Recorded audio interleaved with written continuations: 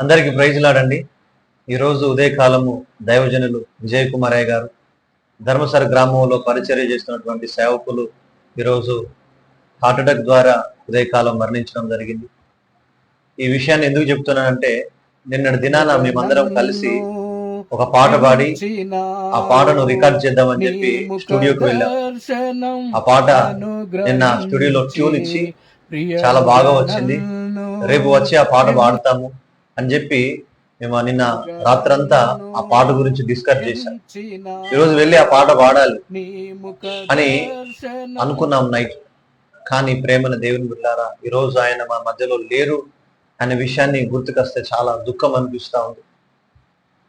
ఇదే చైర్లో నిన్నటి దినాన కూర్చున్నాడు. చాలా విషయాలు మాట్లాడుకున్నాం దేవుని గురించి. ఆ పాట గురించి 30 సంవత్సరాల క్రితం ఆ పాట రాశాను. దేవుడు ఈరోజు నీ ద్వారా పాట పాడడానికి నాకు దేవుడు అవకాశం దొరికింది సియోన్.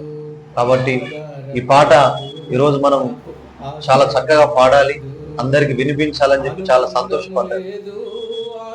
ఎందుకు ఈ వీడియో చేస్తున్నానంటే, నిన్న సాయంకాలం రాత్రి కాలం వరకు మాతో ఉన్న వ్యక్తి ఈరోజు లేడు.